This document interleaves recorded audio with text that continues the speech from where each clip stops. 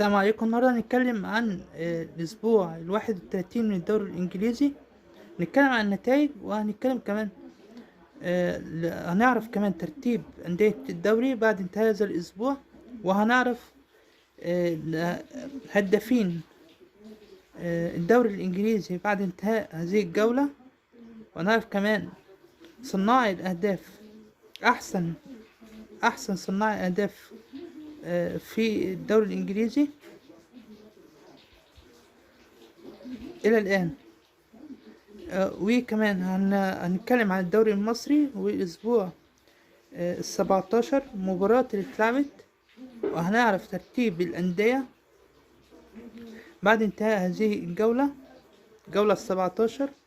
وكمان هنتكلم عن آخر أخبار النادي الإسماعيلي اليوم. خليكم معايا، يا رب الفيديو يعجبكم. لو فيديو ان شاء الله يعجبكم، اعملوا لايك واشتركوا في القناه وضغطوا على زر الجرس عشان كل جديد انا اقدمه يوصل لكم.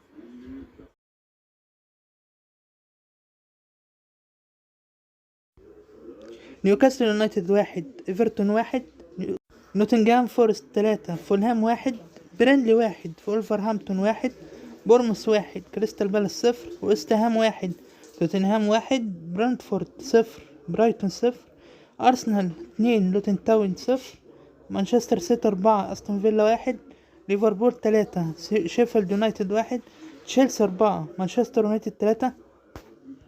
ترتيب الدوري الإنجليزي بعد انتهاء الجولة 31: المركز الأول ليفربول مع 70 نقطة، المركز الثاني أرسنال 68 نقطة، المركز الثالث مانشستر سيتي 67 نقطة، المركز الرابع أستون فيلا 59 نقطة، المركز الخامس توتنهام 57 نقطة، المركز السادس مانشستر يونايتد 48 نقطة، المركز السابع وست هام 45 نقطة، المركز الثامن نيوكاسل يونايتد 44 نقطة، المركز التاسع برايتون المركز التاسع برايتون مع 43 نقطة، العاشر تشيلسي مع 43 نقطة، مركز 11 ولفرهامبتون مع 42 نقطة، مركز 12 بورموس مع 41 نقطة، مركز 13 فولهام مع 39 نقطة، مركز 14 كريستال بالاس مع 30 نقطة، 15 برانتفورد 28 نقطة، 16 ايفرتون 26 نقطة، 17 نوتنغهام فورست 25 نقطة، 18 لوتن تاون 22 نقطة، 19 برينلي 19 نقطة، المركز 20 شيفيلد يونايتد 15 نقطة. هداف الدوري الإنجليزي بعد انتهاء الأسبوع 30: مركز الأول أرلينج هالاند 18 هدف، مانشستر سيتي المركز الثاني أولي واتكنز، أستون فيلا 16 هدف، مركز الثاني دومينيك سولينك ويلموس 16 هدف، مركز الثالث الرابع كول بالمر مانشستر سيتي 16 هدف، المركز الخامس محمد صلاح ليفربول مع 16 هدف. تمريرات مساعدة: أولي واتكنز المركز الأول، أستون فيلا 10 تمريرات، المركز الثاني باسكال جورس برايتون 10 تمريرات، المركز الثالث كيران تيلر المركز الثالث 10 تمريرات، نيوكاسل يونايتد المركز الرابع بيدرو نيتو 9 تمريرات، المركز الرابع محمد صلاح ليفربول 9 تمريرات. بدأنا نتكلم عن الدوري المصري الأسبوع 17. نتائج هذا الأسبوع: فيوتشر والأهلي المباراة دي اتأجلت، والزمالك وبلدية المحلة برضو اتأجلت. نتائج المباراة اللي اتلعبت: الجونة 1، المقاولين 2، سيراميكا كليوباترا 1، زد 1، الإسماعيلي 2، سموحة 1، إنبي 1، فاركو 1، بنك الأهلي 1، الداخلية 0، المصري 2، الاتحاد السكندري 3، الأهرام 0، طلائع الجيش 0.